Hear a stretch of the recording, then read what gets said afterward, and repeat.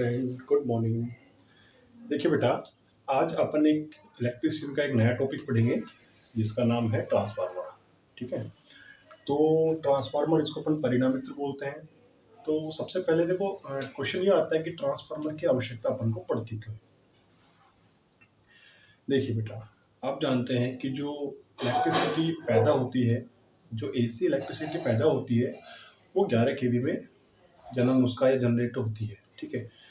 तो जब देखो वो आप तक पहुंच रही है, ठीक है, तो क्या होता है बेटा, जब वो आप तक पहुंचेगी, यानी कि आप तक आपके घरों में सिंगल फेज यानी कि 230 या फिर 440 वोल्टेज तक वो आप तक पहुंच रही है, तो क्या होता है वहां से वो बन रही है और आप तक पहुंचते पहुंचते क्या होता है, वोल्टेज का ड्रॉप होता है तारों से, है ना। तो उन चीजों की पूर्ति करने के लिए एक तो ट्रांसफार्मर अपन बीच बीच में यूज करते हैं। ठीक है। उसके अलावा क्या होता है बेटा, जो ट्रांसफार्मर होता है ना, ये ट्रांसफार्मर क्या करता है, ऐसे मान लीजिए आपको 11 केवी की जरूरत है या फिर 440 केवी की जरूरत है या फिर 230 सिंगल फेज की जरूरत है, तो ये वोल्टता का कन्वर्ट करता है। ठीक है। क्या करता है, कम वोल्टता को ज्यादा वोल्टता में और ज्यादा वोल्टता को कम वोल्टता में करने का काम भी करता है। ठीक है। तो आज के टॉपिक में अपन परिणामित्र में ट्रांसफार्मर के बारे में पढ़ेंगे। तो ट्रांसफार्मर क्या होता है, देखिए स्टार्ट करते हैं। सबसे पहले इसके महत्वपूर्ण बिंदु जो आपको याद रखने होंगे। देखिए भाई, ट्रांसफार्मर ट्रांसफार्मर में कोई घूमने वाला भाग नहीं होता।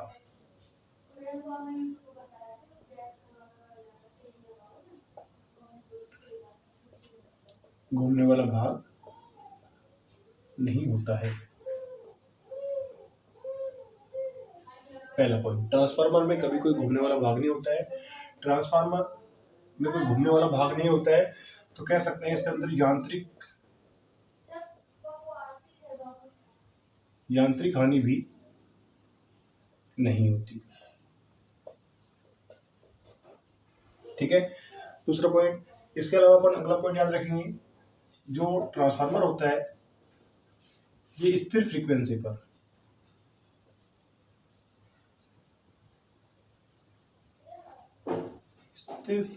पर कार्य करता है। ठीक है। दूसरी बात, जो ट्रांसफार्मर होता है, इसका ये जो ट्रांसफार्मर होता है ये वोल्टता के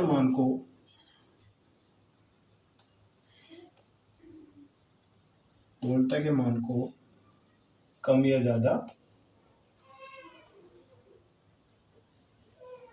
करता है। ठीक है। दूसरी बात, ट्रांसफार्मर जो होता है हमेशा एसी सप्लाई पर कार्य करता है। एसी सप्लाई पर कार्य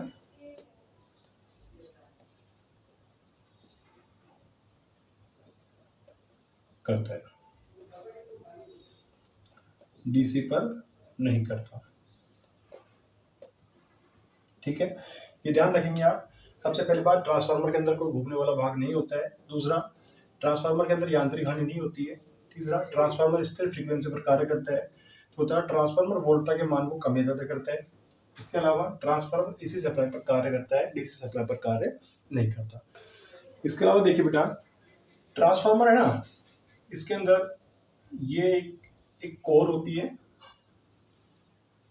ठीक है भाई, जो कि लेमिनेटेड पत्तियों की बनाई जाती है। ये लेमिनेटेड पत्तियों की कोर होती है। ठीक है।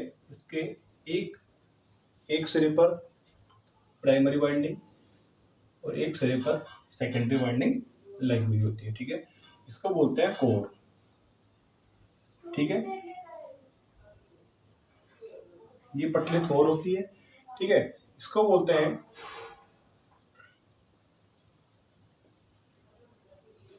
Secondary winding. ठीक है। ये होती है इसकी प्राइमरी वाइंडिंग।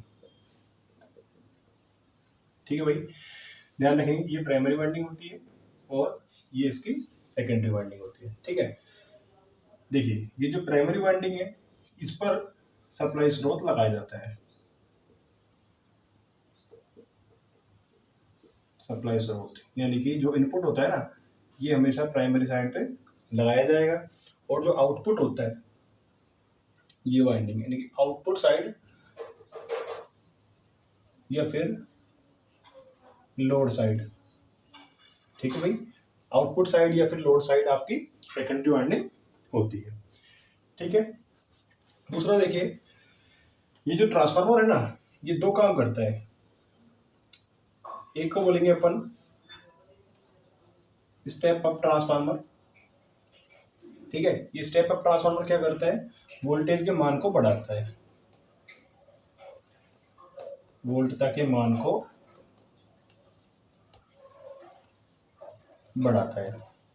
यानी कि प्राइमरी साइड अगर मान लीजिए 230 वोल्टेज है, ठीक है, और अगर अपन यहाँ पे नंबर ऑफ टर्न्स की संख्या बढ़ाते हैं तो ये आउटपुट में आपको वोल्टेज बढ़ के मिलती है। ठीक है, यानी कि मैं ऐसे कह सकता हूँ कि यहाँ पर जो नंबर ऑफ टर्न होंगे, अगर स्टेप ट्रांसफार्मर है तो नंबर ऑफ टर्न्स जो होते हैं ना वो सेकेंडरी साइड ज्यादा होते हैं और इनपुट साइड में कम होते हैं। ठीक है, ये क्या होता है आपका step down transformer. Step down transformer क्या करता है, वोल्टता के मान को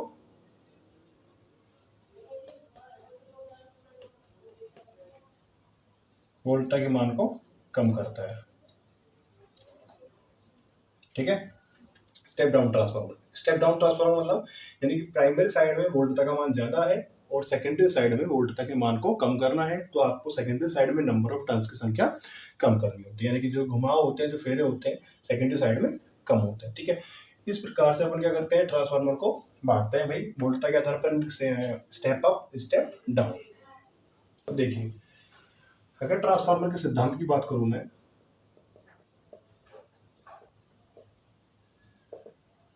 ठीक है, तो ये फैराडे के विद्युत चुंबकीय प्रेरण सिद्धांत पर काम करता है। फैराडे के विद्युत चुंबकीय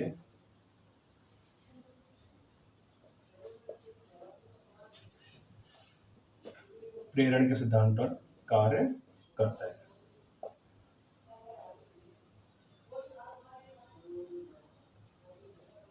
ठीक है, फैराडे के विद्युत चुंबकीय प्रेरण सिद्धांत पर काम करता है। कई बार क्वेश्चन में लिखा आता है फैराडे के सिद्धांत पर काम करेगा, तो वहां पर अन्योन्य प्रेरण के सिद्धांत भी लिखा आता है, अन्योन्य प्रेरण का सिद्धांत भी लिखा आता है। ठीक है, और कई जगह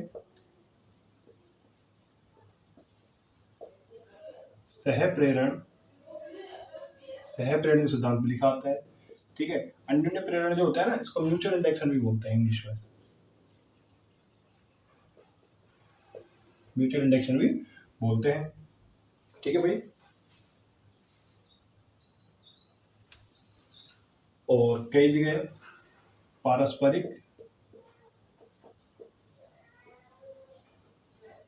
प्रेरण का सिद्धांत भी आता है। ठीक है, ये देखो, ये सब चीज एक ही है, बस इनके नाम अलग अलग लिखे हुए हैं। ठीक है, तो आपसे पूछे भाई ट्रांसफार्मर क्या करता है, तो ट्रांसफार्मर बोलेंगे ट्रांसफार्मर स्थिर फ्रीक्वेंसी पर वोल्टता के मान को कम या ज्यादा करता है। ठीक है, दूसरा ट्रांसफार्मर क्या काम करता है भाई, ट्रांसफार्मर वोल्टता के मान को कम ज्यादा करता है। ट्रांसफार्मर एक स्थैतिक मशीन होती है, ठीक है, इसके अंदर कोई घूमने वाला भाग नहीं होता है, तो अपन कह सकते हैं कि इसके अंदर जो एक यांत्रिक हानि है, तो यांत्रिक हानि भी क्या होती है, इसके अंदर शून्य होती है। ठीक है, अगर दक्षता की बात करूं मैं, अगर क्वेश्चन आता है, अगर पूछे कि भाई ट्रांसफार्मर की दक्षता क्या होती है, तो 98% इसकी दक्षता मानी जाती है। ठीक है, मगर कई बार क्वेश्चन में पूछ लेते हैं भाई, कई बार क्वेश्चन में 90 से 98% तक भी दक्षता इसकी आती है। ठीक है, तो अपन ज्यादातर 98% इसकी दक्षता मानते हैं। क्लियर है। दूसरा, जो ट्रांसफार्मर की जो रेटिंग होती है भाई, वो केवीए में लेते हैं। ये जो कोई महत्वपूर्ण बिंदु है, आपको सारे याद रखने हैं, है ना, ट्रांसफार्मर के। इसके आगे अपन पढ़ेंगे ट्रांसफार्मर की वर्किंग प्रिंसिपल, कि ट्रांसफार्मर काम कैसे करता है, ये वोल्ट तक। देखो बेटा, सबसे पहले आप देखिए, ये तो कुंडली है,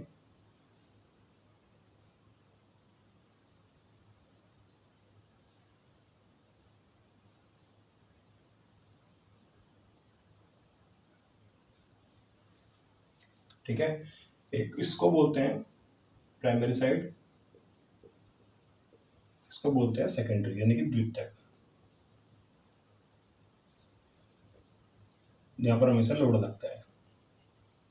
ठीक है, क्या होता है भाई, देखो जब अपन प्राइमरी वाइंडिंग को सप्लाई देते हैं, यानी कि जब अपन प्राइमरी वाइंडिंग को एसी सप्लाई देते हैं, तो क्या होता है, जो प्राइमरी वाइंडिंग की एसी सप्लाई जाती है ना, ये दो भागों में विभक्त होती है। ठीक है, एक तो क्या होता है, यानी कि जो प्राइमरी वाइंडिंग की जो ऊर्जा होती है, अपन एनर्जी बोलेंगे, ऊर्जा बोलेंगे, दो भागों में विभक्त हो रही है। ठीक है, एक तो क्या होता है, ये जो वाइंडिंग है इसका जो प्रतिरोध होता है, कुछ एनर्जी को तो ये खुद खा लेती है। ठीक है, और जो कुछ शेष बची एनर्जी होती है वो आपकी चुंबकीय ऊर्जा के रूप में परिवर्तित हो जाती है। ठीक है, जब आप प्राइमरी वाइंडिंग को सप्लाई देते हैं, ठीक है, तो क्या होता है भाई, जब आप प्राइमरी वाइंडिंग को सप्लाई दे रहे हैं, यानी कि अपन एसी सप्लाई दे रहे हैं, तो देखो जब सप्लाई दे रहे हैं तो आपको पता है, जब अपन किसी कंडक्टर को सप्लाई देते हैं तो वह कंडक्टर क्या करता है, अपना एक मैग्नेटिक फील्ड जनरेट करता है। ठीक है, यानी कि जब मैंने इसको सप्लाई दी एसी वाइंडिंग में, प्राइमरी वाइंडिंग में मैं सप्लाई दे रहा हूँ, तो क्या हो रहा है बेटा, ये अपना एक मैग्नेटिक फील्ड जनरेट कर रहा है।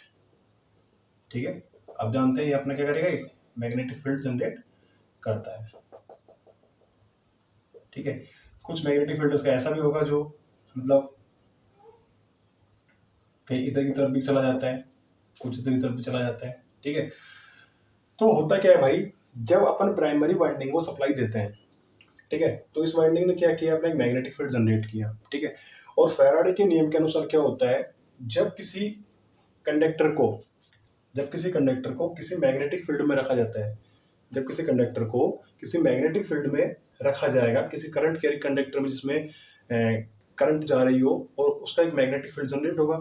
और जब मैग्नेटिक फील्ड जनरेट होता है ना, तो ये मैग्नेटिक फील्ड क्या होता है भाई, ये घूर्णमानीय होता है, यानी कि एक बार यहाँ पर देखो, एक बार यहाँ पे एन है, एक बार यहाँ पे एस है, तो अगले बार यहाँ पे एस होगा, यहाँ पे एन होगा। तो क्या होता है, ये मैग्नेटिक फील्ड चेंजेबल होता है। ठीक है, मैग्नेटिक फील्ड चेंजेबल होता है, तो क्या होता है, फैराडे के नियम के अकॉर्डिंग ये जो चालक है ना, आपका जो सेकेंडरी वाइंडिंग है, इस सेकेंडरी वाइंडिंग में भी एक ईएमएफ डेवलप हो जाता है। ठीक है, और इसी सिद्धांत के आधार पर आपका सेकेंडरी वाइंडिंग में वोल्टेज बढ़ती है। ठीक है, अब होता क्या है भाई, अगर मान लीजिए यहाँ पे नंबर ऑफ टर्न्स की संख्या कम है, नंबर ऑफ टर्न्स की संख्या अगर मान लो सेकेंडरी वाइंडिंग में कम होगी, तो ये सेकेंडरी वाइंडिंग में कम काटेगा, मैग्नेटिक फील्ड कम काटेगा, यानी मैग्नेटिक फील्ड कम काटेगा, तो उसका मतलब क्या होगा भाई, यहाँ पे वोल्टेज कम मिलेगी, वोल्टेज कम मिलेगी। और अगर वोल्टेज यहाँ पे कम मिलती है, तो ये आपका स्टेप डाउन ट्रांसफर हो जाएगा। ठीक है, और अगर मान लीजिए यहाँ पर आपने नंबर ऑफ टर्न्स की संख्या बढ़ाई, यानी कि आपने फेरों की संख्या बढ़ा दी, तो क्या होता है, जितने अधिक फेरों की संख्या होगी उतना ही अधिक आपका मैग्नेटिक फील्ड घटता है। ठीक है, तो क्या होता है भाई, यहाँ पर अधिक वोल्टेज अधिक ईएमएफ बनेगा, वोल्टेज ज्यादा होगा। ठीक है, वोल्टेज ज्यादा होगा, तो यहाँ पर क्या होगा, ये वोल्टेज स्टेप अप ट्रांसफार्मर कहलाएगा, स्टेप अप ट्रांसफार्मर कहलाएगा। ठीक है भाई, ध्यान रखना इसको। क्या होता है, दोबारा देखिए, जब अपन प्राइमरी वाइंडिंग को सप्लाई दे रहे हैं, तो क्या होता है, प्राइमरी वाइंडिंग में जब अपन सप्लाई देते हैं ना, तो ये प्राइमरी वाइंडिंग में सप्लाई देते हैं, तो इसका एक मैग्नेटिक फील्ड जनरेट होता है। ये मैग्नेटिक फील्ड क्या करता है, ये मैग्नेटिक फील्ड चेंजेबल है, एसी सप्लाई दे रहे हैं तो क्या होता है, ये चेंजेबल होता है, यानी कि यहाँ पर एक बार एन बनता है, एक बार एस ध्रुव बनता है, फिर अगले पर यहाँ एस होगा, यहाँ पर एक बार एन होगा। उस कंडीशन में क्या होता है, जब मैग्नेटिक फील्ड जनरेट हो रहा है, तो इस मैग्नेटिक फील्ड में जब आप ये जो आपका कंडक्टर है सेकेंडरी वाइंडिंग का, ये कंडक्टर क्या करता है, इस मैग्नेटिक फील्ड को काटता है। ठीक है, जिससे क्या होता है, सेकेंडरी वाइंडिंग में वोल्टेज पैदा हो जाती है। फैराडे के नियम के अकॉर्डिंग, फैराडे लॉ के अकॉर्डिंग क्या होती है, सेकेंडरी वाइंडिंग में वोल्टेज पैदा हो जाती है ना। और क्या होता है भाई, ये वोल्टेज पैदा होती है, जो कि क्या करता है, ट्रांसफार्मर को, यहीं से ट्रांसफार्मर की वोल्टेज पैदा होती है। दूसरा, देखो ऐसा क्वेश्चन भी आता है एक बार कि जो प्राइमरी वाइंडिंग है और सेकेंडरी वाइंडिंग है, ठीक है, दोनों वाइंडिंगों के मध्य प्रतिरोध कितना होता है। ठीक है, ये आया हुआ क्वेश्चन है कंपटीशन में कि प्राइमरी वाइंडिंग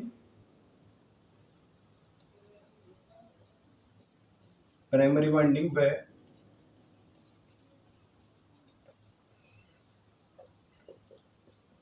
सेकेंडरी वाइंडिंग में, दोनों वाइंडिंगों के मध्य है ना, सेकेंडरी वाइंडिंग में या सेकेंडरी वाइंडिंग के, प्राइमरी वाइंडिंग और सेकेंडरी वाइंडिंग दोनों का प्रतिरोध कितना होता है, दोनों के मध्य प्रतिरोध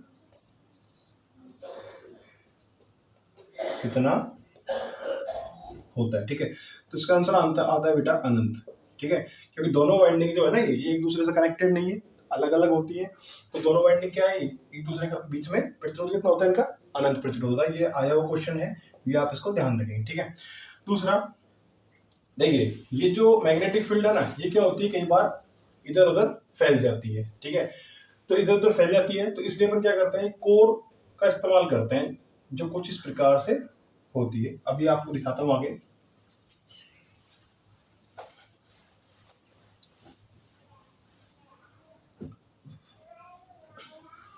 देखिए क्या होता है, यहाँ पे अपने कोर बनाते हैं,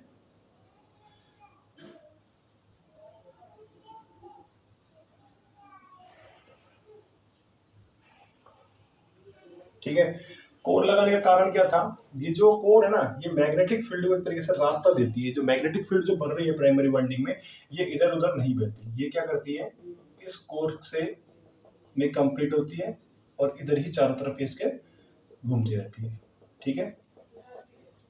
समझ रहे हैं आप लोग, इधर ही घूमती रहेगी, यानी कि ये डिस्टर्ब नहीं होती, ठीक है। दूसरा आता है, जो ट्रांसफार्मर होता है ना, ये डीसी पर काम नहीं करता। ट्रांसफार्मर डीसी प्रकार ट्रांसफार्मर डीसी पर कार्य नहीं करता।